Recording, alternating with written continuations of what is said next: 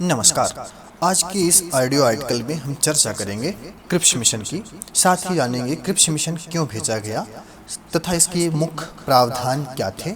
Cripps mission पहले के प्रस्तावों से कैसे भिन्न था और इसके साथ ही जानेंगे क्रिप्स मिशन असफल क्यों हुआ। तो शुरू करते हैं।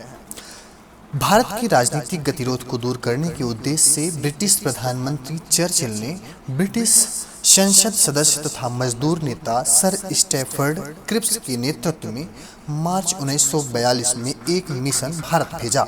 हालांकि इस मिशन का वास्तविक उद्देश्य युद्ध में भारतीयों को सहयोग प्रदान करने हेतु उन्हें फुसलाना था। सर क्रिप्स ब्रिटिश युद्ध मंत्रिमंडल के सदस्य भी थे तथा उन्होंने भारतीय राष्ट्रीय आंदोलन का सक्रियता से समर्थन किया। क्रिप्स मिशन भेजने का मुख्य उद्देश्य जहां एक ओर दक्षिण पूर्व एशिया में ब्रिटेन को करारी हार का सामना करना पड़ा, वहीं दूसरी ओर भारत पर जापान के आक्रमण का भय दिनों दिन बढ़ता जा रहा था। इन परिस्थितियों में ब्रिटेन को भारत के समर्थन की कोई उम्मीद नहीं दिखाई दे रही थी। ब्रिटेन पर मित्र राष्ट्रों जैसे अमेरिका, सोवियत संघ एवं चीन की ओर से यह दबाव डाला जा रहा था कि वो भारत का समर्थन प्राप्त करे। भारतीयों ने इस शर्त पर मित्र राष्ट्रों का समर्थन देना स्वीकार कर लिया था कि भारत को ठोस उत्तरदायी शासन की त्वरित हस्तांतरण कर दिया जाए, साथ ही युद्धोपरांत भारत को पूर्ण आज़ादी देने का वचन दिया जाए। इसके जो प्रावधान थे वो निम्नवत रहे। डोमिनियन राज्य की दर्जे के साथ एक भारतीय संघ की स्थापना की जाएगी। यह संघ राष्ट्रमंडल के साथ अपने संबंधों के निर्धारण में स्वतंत्र होगा, साथ ही संयुक्त राष्ट्र संघ एवं अन्य अंतर्राष्ट्रीय निकायों एवं संस्थानों में अपनी भूमिका को खुद ही निर्धारित करेगा। युद्ध की समाप्ति के पश्चात नए संविधान निर्माण हेतु संविधान निर्मात्री परिषद का गठन किया जाएगा।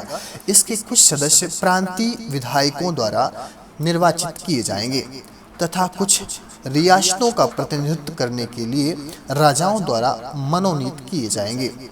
ब्रिटिश सरकार संविधान निर्मात्री परिषद द्वारा बनाए गए नए संविधान को कुछ शर्तों के अधीन स्वीकार किया।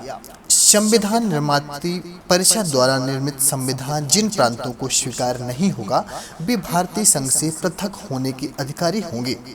पृथक होने वाले प्रांतों को अपना पृथक संविधान बनाने का अधिकार होगा। देशी रियासतों को भी इसी प्रकार का अधिकार होगा। साथ ही नवगठित संविधान निर्मात्री परिषद तथा ब्रिटिश सरकार सत्ता के हस्तांतरण तथा प्रजाति तथा धार्मिक अल्पसंख्यकों के हितों की रक्षा के मुद्दे को आपसी समझौते द्वारा हल करेंगे। उक्त व्यवस्था होने तक भारत के सुरक्षा संबंधी दायित्वों का निर्वहन ब्रिटिश शासन करेगा, देश की सुरक्षा का नियंत्रण एवं निर्देशन करेगा। साथ ही गवर्नर जनरल की समस्त शक्तियां पूर्ववत बनी रहेंगी। क्रिप्स मिशन पहले के प्रस्तावों से कैसे अलग था जानते हैं। क्योंकि संविधान के निर्माण का अधिकार अब वास्तविक तौर पर भारतीयों के हाथ में था, संविधान निर्मात्री सभा के गठन हेतु एक ठोस योजना बनाई गई थी। प्रांतों को अपना पृथक संविधान बनाने का विकल्प दिया गया था। यह व्यवस्था अप्रत्यक्ष रूप से भारत का विभाजन सुनिश्चित करती थी। स्वतंत्र भारत के लिए यह अधिकार सुनिश्चित किया गया था कि उसे राष्ट्रमंडल से पृथक होने का अधिकार होगा।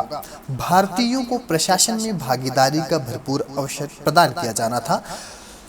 क्रिप्स मिशन असफल क्यों हुआ, इसकी चर्चा करते हैं।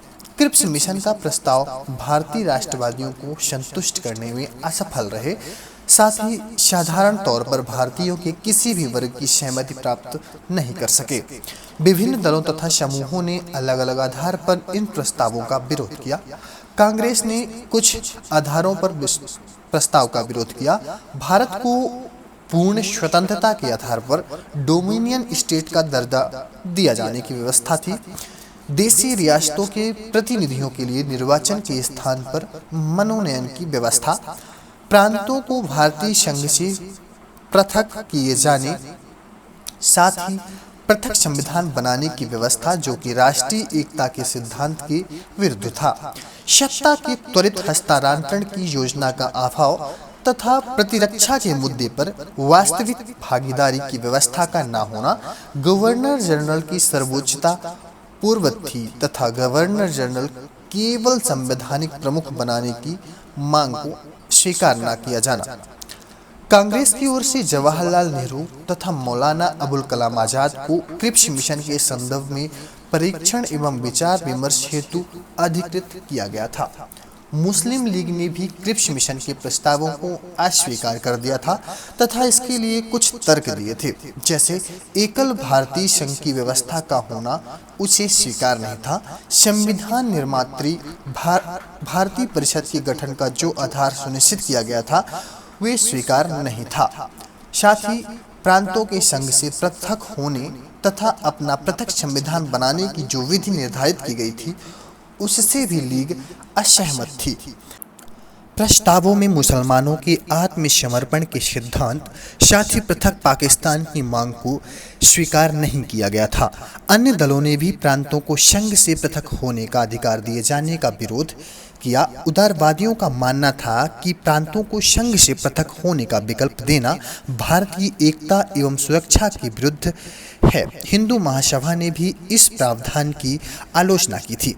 दलितों ने अनुमान लगाया कि विभाजन के पश्चात उन्हें बहुसंख्यक हिंदुओं की कृपा पर जीना पड़ेगा। सिखों का विरोध इस बात पर था कि विभाजन होने पर पंजाब उनसे छीन सकता है। अंग्रेजों ने कहा कि यह योजना 1940 के अगस्त प्रस्तावों का ही एक रूप है जिसे अधिक स्पष्ट किया गया है। इसका उद्देश्य उस पुराने प्रस्ताव का अतिक्रमण करना बिल्कुल नहीं है। अंग्रेजों की इस घोषणा से सरकार के प्रति शंका और बढ़ गई थी। क्रिप्स द्वारा प्रस्तावों से आगे कर भारतीयों का विश्वास जीतने की असफलता तथा उनका यह कहना कि इसे स्वीकार करो या छोड़ दो गतिरोध के सबसे प्रमुख कारण थे।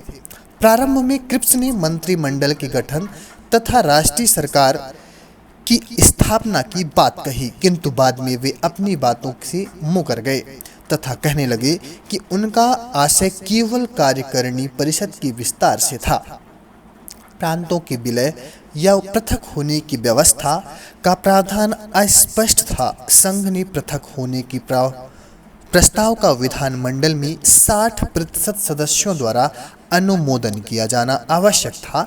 यदि इस प्रस्ताव का 60% से कम सदस्य समर्थन करेंगे तब इसे प्रांत के वयस्क पुरुषों के सामान्य बहुमत से पारित होना आवश्यक होगा।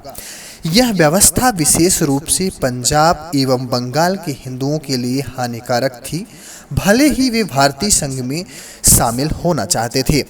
मिशन के प्रस्ताव में यह भी अस्पष्ट था कि सत्ता के हस्तांतरण संबंधी प्रावधानों को कौन लागू करेगा, साथ ही कौन इनकी व्याख्या करेगा।